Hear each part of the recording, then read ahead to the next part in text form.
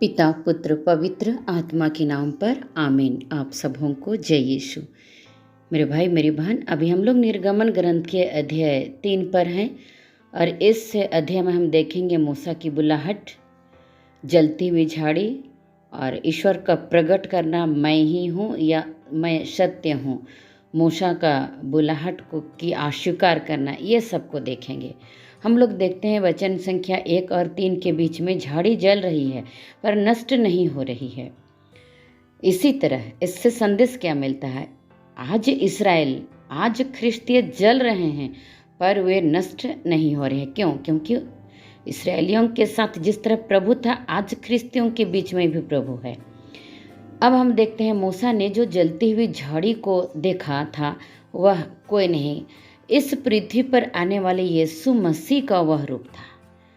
मूसा ने देखने गया और प्रभु ने उनको कहा, मूसा मूसा जूता उतारो। ईश्वर उनको सिखाना चाहता था कि पवित्र स्थान में जूता उतारने के लिए सिखा रहे थे उनको। हालेलुया।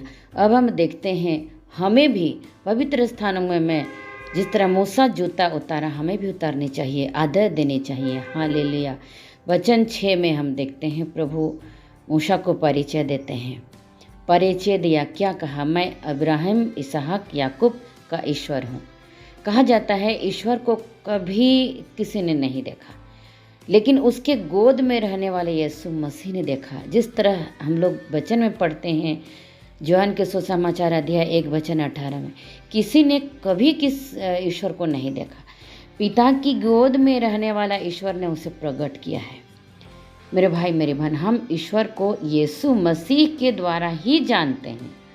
जिस तरह हम लोग अध्याय 3 के वचन 7 और 8 में मिस्रियों के हाथ से छुड़ा करके इस देश से निकाल करके एक समृद्ध देश में, विशाल देश में ले जाऊंगा जहां दूध और मधु की नदी बहती है, ये प्रभु बताते हैं।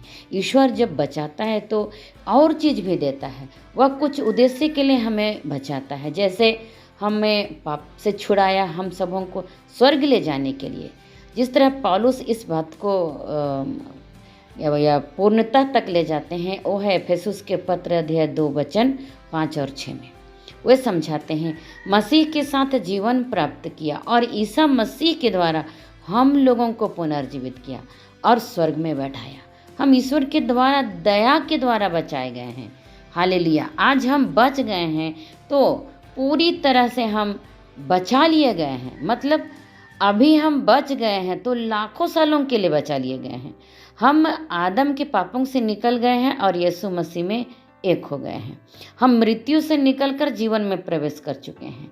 हम अंधकार से निकलकर प्रकाश में आ गए हैं। नरक से निकलकर स्वर्ग के लिए तैयार किए गए हैं, है ना। और इस तरह हम लोग अभी हम में मुक्ति है, आनंद है, स्वतंत्रता है। यदि हम में ये सब चीज़ें नहीं है तो हम अभी भी बंधन में हैं। हालेलुया। अब हम देखते हैं वचन संख्या 3 और 9 के बीच में। इसमें हम लोग देखते हैं मिस्रियों को छुड़ाने के लिए मूसा गया। वह हठीला था, थोड़ा हठी टाइप का था। वह एक मिस्री को मार डाला था और वो सोचा था कि मैं अकेले ही इस्राएलियों को निकाल लूँगा। लेकिन ईश्वर ने उनको निर्जन स्थान ले गया, मरुभूमि में ले गया। क्यों? एक विशेष प्रशिक्षण देने के लिए। और मूसा को तब एहसास हुआ कि ईश्वर के सामर्थ्य के बिना मैं कुछ भी नहीं कर सकता हूँ। मैं ईश्वर के सामर्थ्य के बिना दुर्बल हूँ। अब वह कहता है, जब प्रभु उनको भेजता है तो कहता है कि तुम फिरौन के पास जाओ। तो वह कह रहा है कि मैं कौन हूँ जो फिरौन के पास जाऊँ। पहले तो अकेला गया था, लेकिन अब अपने आप को असमर्थ पाता है और कहता है कि मैं कौन हूँ। देखिए, हम लोग पहला राजा के अध्याय 17 वचन 1 में एलियस के बारे में पढ़ते हैं। एलियस राजा अहाब के दरबार में सीधे अंदर जाकर घुस जाता है और उनको बतलाता है कि मैं जब तक ना कहूँ तब तक पृथ्वी पर अगले दिन वर्षा नहीं होगी। एलियस को प्रभु निर्जन स्थान में ले जाकर उनको तैयार किया था। मेरे भाई मेरी बहन, वह साहसी बना और प्रभु के अधीन में अपने आप को रखा। पहले नहीं जानता था वो, और अब उनको प्रशिक्षण से मजबूत हो गया। कैसे मजबूत हुआ? प्रभु ने उनको नाले का पानी पिलाया, कौवे द्वारा भोजन खिलाया, सरेप्ता के घर में ले गया और वहाँ पर उनको भोजन कराया। तब एलिय्याह समझ गया कि मैं कुछ भी नहीं हूँ। तब जब प्रशिक्षण समाप्त करने के बाद बाल के पुजारियों के पास गया और आकाश से आग लाने के लिए वो सामर्थ हुआ।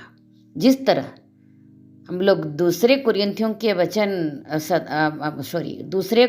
के अध्याय 12 वचन 10 में पढ़ते हैं, संत पौलुस कहते हैं, इसीलिए मैं बड़ी खुशी से अपनी दुर्बलताओं पर गौरव करूंगा, जिससे मसीह का सामर्थ्य मुझ पर छाया रहे। मैं मसीह के कारण अपनी दुर्बलता पर, अपमानों पर, कष्टों पर, अत्याचार और संकटों पर गर्व करता हूँ, क्योंकि मैं दुर्बल हूँ तभी बलवान हूँ। हम लोग ईश्वर द्वारा उपयोग में नहीं लाए जाते हैं। क्यों मेरे भाई मेरी बहन? क्योंकि हम लोग अपने आप में ही सामर्थ्यवान हैं, हम अपने आप में काफ़ी हैं, ऐसा सोचते हैं। प्रभु की साथ का महसूस नहीं कर पाते हैं, इसीलिए हम लोगों को प्रभु काम में नहीं लाते हैं। और पहला कुरिन्थियों के अध्याय 1 वचन 27 में प्रभु उन लोगों को चुनता है जो वास्तव में दुनिया की दृष्टि में तुच्छ हैं। वचन कहता है, ज्ञानियों को लज्जित करने के लिए ईश्वर ने उन लोगों को चुना जो दुनिया की दृष्टि में मूर्ख हैं। शक्तिशालियों को लज्जित करने के लिए उनको चुना जो दुनिया की दृष्टि में निर्बल है। देखिए, प्रभु खाली बर्तन में कुछ भी कर सकता है ना। वचन 11 में हम लोग देखते हैं, वो कहता है, मेरा नाम सत्य है प्रकट करता है। लोग उसको अनुवाद करते हुए यहोवा कहते हैं। तो ये पूर्वजों का ईश्वर, इब्राहिम, इसहाक और याकूब का ईश्वर। हम लोग वचन 21 में देखते हैं, मैं इसराइलियों को कृपा पात्र बना दूंगा। मतलब कई बरस तक उनको वेतन नहीं देता था फिरौन, बेगारी में काम करवाता था। प्रभु उनको वेतन दिलाया और उनको उनके हाथों को भरा और तब उनको इस्राएलियों को भरते हुए, उनको वेतन दिलाते हुए प्रभु उनको निकाला वहाँ से। मेरे भाई मेरी बहन, यदि आज हम भी संकट में हैं, कष्ट में हैं, तो आज हमें प्रभु के पास आने की ज़रूरत है। क्यों? क्योंकि जब हम दुख में कराह रहे हैं, कष्ट में कराह रहे हैं, तो प्रभु हमारे दुख को जानता है। जिस तरह प्रभु ने इस्राएलियों के दुख को देखा और कहा, मैंने इस्राएलियों के दुख को जाना, मैंने मिस्र में रहने वाली अपनी प्रजा की दयनीय दशा देखी और अत्याचारियों से मुक्ति के लिए उसकी पुकार सुनी। मैं उसका दुख अच्छी तरह जानता हूँ।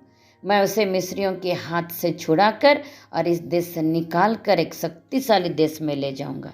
ऐसा कहता है। मेरे भाई मेरी बहन, आज हमें भी प्रभु दुख तकलीफ से निकाल कर एक सुंदर जीवन देना चाहता है, जो कृपा का जीवन है। तो फिर आइए हम अपने आप को प्रभु में समर्पित करें, ताकि प्रभु हमें प्रशिक्षण दे, मूसा की तरह, एलियस की तरह, और हमें प्रयोग में लाए। ईश्वर को धन्यवाद। जय यीशु। हालेलुया।